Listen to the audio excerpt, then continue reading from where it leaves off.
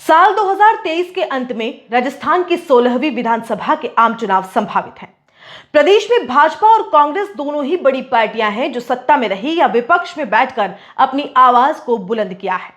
यहां की जनता भी बड़ी सयानी है। 5 साल में एक बार विपक्षी पार्टी को मौका दे ही देती है और इसी गठजोड़ में लंबे समय से राजस्थान की सियासत चलती आ रही है। अब नवंबर तक राजस्थान की जनता को बहुत कुछ देखना है। चुनावी सभाएं, एक दूसरे पर कटाक्ष, धर्म और जाति के नाम पर उकसाने वाले भड़काऊ भाषण आदि प्रदेशवासियों के मस्तिष्क से सोचने और समझने की शक्ति को ही यह वोटों के भिखारी कम कर देंगे। प्रदेश की सियासत में मेवाड़ संभाग का बहुत बड़ा योगदान रहा है।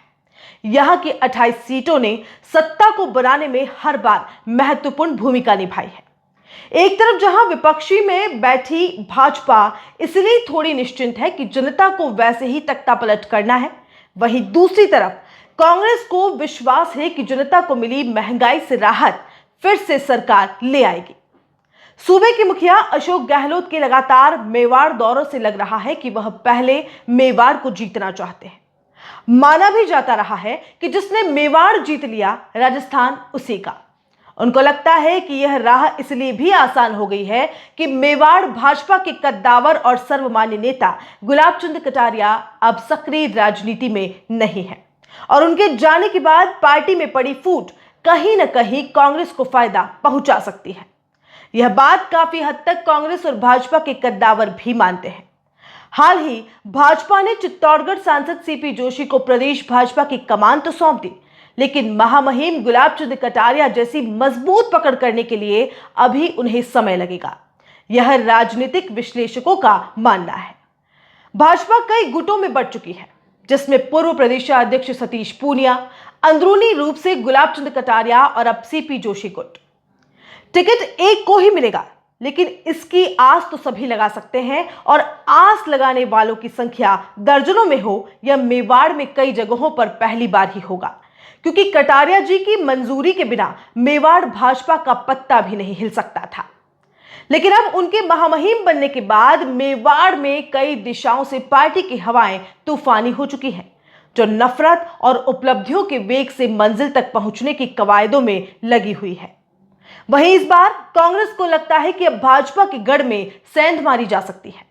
इसलिए कोई स्वघोषित सर्वे में टॉप कर रहा है तो कोई पोस्टर छाप नेता बनकर यह साबित करने में लगा है कि वो ही था जिसे जनता अब तक पहचान नहीं पाई। कोई कभी जयपुर तो कभी दिल्ली में बड़े नेताओं की आंखों के सामने बार बार आने की जुगत में लग गया है, तो कोई इस भय से चुप्पी साधे हुए है कि चलेगी पायलट की या गहलोत की। लेकिन यहां यह बात मानना बहुत जरूरी है कि भाजपा की कार्यशैली के सामने कांग्रेस की कार्यशैली बहुत बोनी है और कांग्रेस को ताजपोशी के लिए एक सुनियोजित रणनीति बनानी पड़ेगी, जो अभी के दावेदारों में किसी के पास भी नहीं है। टिकट मांगने वालों में से एक भी यह दावा कर ले कि मौका नहीं मिला तो भी जनता की सेवा करता रहेगा, तो मान लिया जाएगा कि वह वाकई में जनता का प्रतिनिधि है। वरना बरसात हो या चुनाव, मेंढकों का टरटराना लगा रहेगा।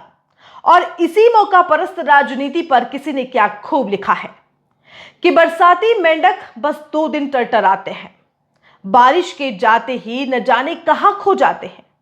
यूं तो हवा पानी वही रहती है, फिर क्यों बाकी दिन अकुलाते हैं। सावन की रिमझिम, बूंदों की टिप टिप, मृदुल मनोहर मौसम में नाहक शोर मचाते हैं। कोई जरा बताए इनको, कोलाहल से किले नहीं गिरा करते हैं, जो टिकते हैं वो ही महल नया बनाते हैं। नमस्कार।